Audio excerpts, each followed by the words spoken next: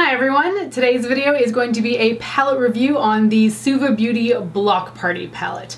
This video will of course have my discussion and thoughts on the palette, as well as swatches and 5 eye looks. Suva Beauty is a Canadian brand out of Vancouver, and I've been sort of aware of them for I think about a year and a half. I first purchased some of their products at IMATS Toronto last year. Sadly, they weren't at IMATS this year, but in 2017 I was able to pick up some of their products, which was really exciting. Suva Beauty's latest eyeshadow palette launch is the Block Party palette, which has incredibly holographic reflective packaging that is sort of representational of what's on the inside. You get a vast array of colors in both matte and shimmer finishes. The palette does come in cardboard packaging, a personal favorite of mine, and the back does state that this is made in China. There is a mirror on the inside of this palette. It is on the smaller side of things and it is a little bit floppy, so you will have to prop it up. That being said, I think this is better for like if you're doing close-up makeup, because it's not big enough to really show your entire face if you're gonna sit it on a counter.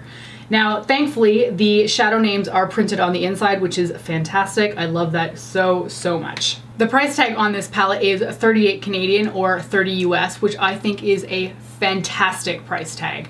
The shadows in here each have 1.5 grams of product, which is plenty. That's what I would consider a standard eyeshadow size, and that's what most MAC shadows are, just to give you a point of reference.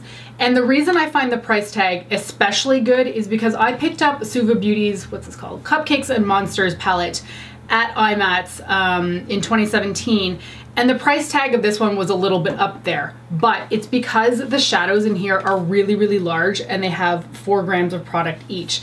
Now, I have a lot of eyeshadow. I don't really need an eyeshadow that's going to be 4 grams big, so I prefer having smaller pans for a much better price tag because I think it's a little bit more manageable for people when they're purchasing a product. I don't like spending, it could have been like 70 bucks for this palette, maybe 60. It seemed like a lot of money at the time, so I was really impressed with how much they're selling this for, because I think 38 Canadian is a fantastic deal for 10 eyeshadows. That's great. All right, I'm gonna slide in some swatches now so you can see exactly how this looks like on my arm, and then we'll come back and talk about the shadows.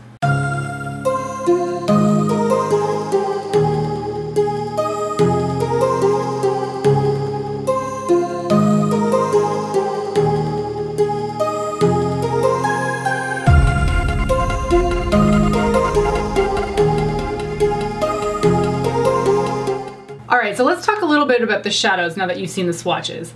Now, my first impressions of this palette were, why did you put a white and a black in a colorful palette? I'm kind of tired of seeing that just because I feel like it's really redundant. And honestly, I really didn't use this white very often. When I'm going for color, I don't really need white. And it didn't really work on my brow bone because it was just too white. However, the color that I thought was a black is not a black, and I was so happy to discover that. It's actually a deep navy blue in a matte formula, and it is fantastic at putting on the outer corner of your eye to deepen up a look without it just being a straight old black. I was so happy to discover that that was not a black shade. I am wearing that on my outer corner today, and I did use it quite often to deepen up shades and, you know, make the outer corner a little bit more dimensional, and I really appreciated the fact that it was not a straight black. Aside from the white, the other matte shades in this palette are Boombox here, Lemonade, and Drunk Love. And I really like Boombox as a matte color because that is a shade I would tend to put in my crease or outer corner, and it does blend very nicely, and actually it behaves really interestingly. When you blend it out, it shears out really nicely, so you can get a fantastic fade with Boombox. If you're putting in the crease and you don't want it to go too high to your brow bone, you can just keep buffing it and it will shear out really lovely. I really like that shade. It's a color that I reach for often in a matte formula, so I'm really happy that it's like this deep color that you can often use through the crease, and it just adds a little bit more interest to a look. Now, I have to say, this kind of matte neon pink is not a color that I'm very drawn to. I don't use it very often because I don't really love pink, and I don't tend to go for it in an eyeshadow formula. However, I've started to do more like blown out eyes, and I've discovered that a pink, when you're using it to fade out the edge, is actually really cool. Like, it looks really neat. And I wore this, I think, to like a soccer get-together or something, and people were like really impressed with what that pink looked like on the outer corners of my eyes. So I really like to use it that way. For me, it's not something that I would really put on the lid just because I don't like the Barbie look of it. To me, it's just too much pink. But in the method that I used it for, it was fantastic. Now, Lemonade, this was my first time using it today. I hadn't really thought how I was gonna put it together in a look because it felt like it didn't really fit in with this palette.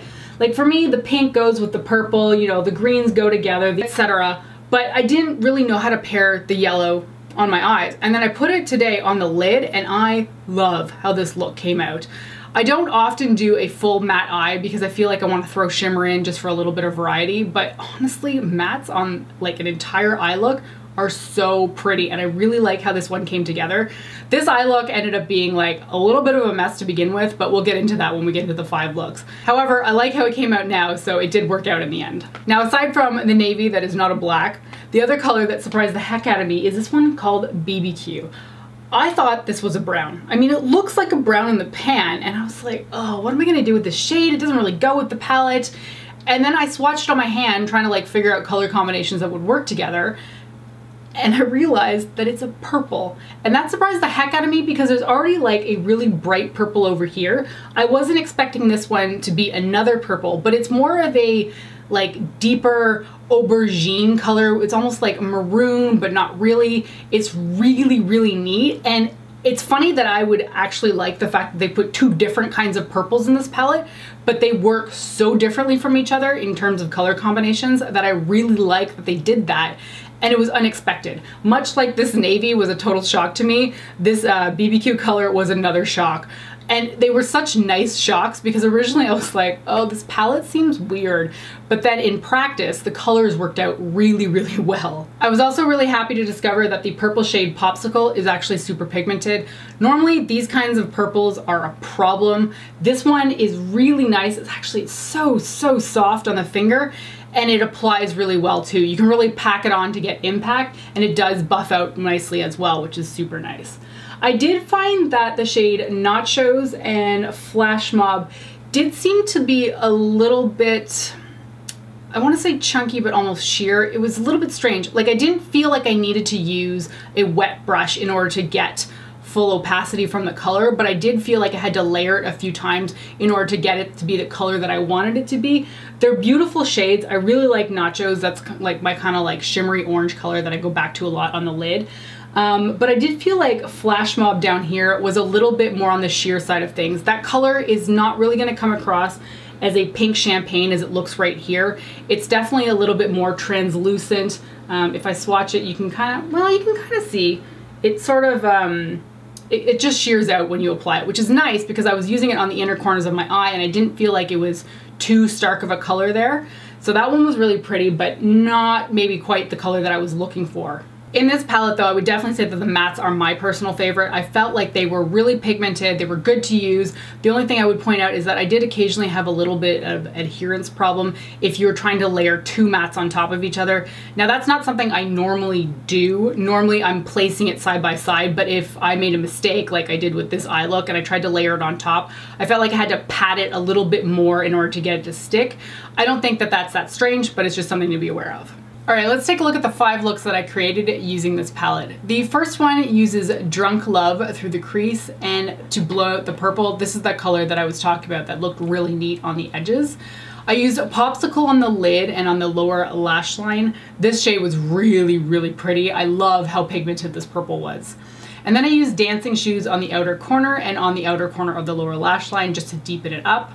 I used Flash Mob on the inner corner of my eye. And then I tried to use Milkshake on the brow bone, but it turned out to be way too bright. I mean, it is a white after all, so I ended up having to put like a cream color on top of it.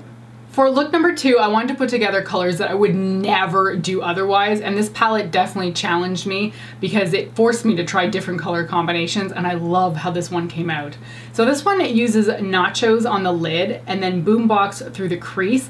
I think you can really see how Boombox sort of blends out towards my brow bone. There's a lot more dimension to this shade the more you play with it. It's a really, really fun color to play with. And then I have Dancing Shoes to deepen up the outer corner. Again, I did that very often. And then I use Flash Mob on the inner corner as well. For look number 3, I used BBQ through the crease. And this is when I discovered that it was a purple and not a brown. And I was so taken with how cool it looked on my eye. I used a Flash Mob on the lid and then Dancing Shoes on the outer corner. For look number 4, I used a boombox for the crease, again fading that up towards my brow bone. I used mixed tape on the lid, which came out a lot more blue than I was expecting. I thought I was going to get a little bit more green out of it, but it did come across more as like a, I guess, teal sort of color. I used dancing shoes on the outer corner, and then I decided I want a little bit more oomph to this look, so I added popsicle on the middle of the lid, and that looked so neat, having that brighter purple just sort of like placed there. It was really, really neat. And the shimmers do layer very nicely on top of any of the colors. The mattes are a little bit tricky in that respect, but the shimmers do layer very nicely. I used Milkshake on the inner corner just because I wanted to get some use out of the white, and it kind of highlighted and brightened up the inner corner of my eye. For today's look, I was going to try something that didn't really work out, so I first started by using nachos through my crease. I don't traditionally put shimmery pale colors there, but I wanted to see what this would look like. I put Lemonade on the lid, love this color, and I had applied it to the entire lid, and then I followed it up by putting BBQ just underneath it because I wanted to see what those two shimmery colors would look like together. And it wasn't going so well, but I kept going. So dancing shoes on the outer corner. And then I realized that I wasn't loving the fade between the two colors. So I ended up taking Boombox and putting that between the two colors. And I really like how that color combination came together. But I did find that this is when layering the matte shades became a bit of a problem. The end result is really, really pretty, but it was a little bit more tricky to go back and forth between the colors in order to get them to stick. So while it does work, just be aware it might take a little bit more time. And then I wasn't really loving how BBQ looked, so I ended up layering dancing shoes over top of it. And I still don't love how the orange sort of looks at the edge of this look. So if I was to replicate this again, I would probably just ignore the orange but do the rest of the look. For the lower lash line, I just wrapped the Lemonade shade around my inner corner, and then I applied Boombox all along the lower lash line, and then adding a little bit of dancing shoes to the outer corner. Of course, the orange was already peeking out around the edges of dancing shoes on the upper lid, so I just sort of layered it around the edges of the lower lash line. Don't love it, but hey, that's what I did to begin with, and I had to finish up the look. Alright, final thoughts on the Suva Beauty Block Party palette. Number 1, I am super impressed with the price tag. I like that you're getting 10 shades for under $40. I think that's fantastic, and I really like the price point of the palette. Number 2, I think the shadow quality is good. Not necessarily the best that I've ever used in my life, but I do think that the quality is there, and especially for 38 bucks that you're getting 10 shades at $3.80 a piece, that's good quality. Now, the thing that is perhaps the struggle point for me with this palette is I think this color combination is probably going to turn a lot of people off. A lot of people are probably going to look at this and be like, what the heck do I do with this? Because honestly, that was my first reaction. And when I initially thought that this was a black and this was a brown and I wasn't going to be using the white that much, I was like, what the heck is this color combination? Like, what am I going to do with this palette? But in the end, I found that the shades ended up working out surprisingly well together. It was kind of like magic at times, because I mean, I put together looks that I would have no reason to put those colors together, specifically the orange with like the turquoise. I've never done a look like that before, and yet I loved it so much. It was something so different and so unique. So I feel like this palette really made me think about the shades that I was putting on my lid. But that may not be for everybody, because I know some people just want something quick and easy and they want the layout to speak to them so that they know exactly what they're putting on their eyes. This may not be that kind of palette, but I liked that it gave me different options than what I'm personally used to. I tend to stick to a lot of the same color combinations. I'll usually keep all cool colors together or all warm colors together. I don't really tend to mix and match.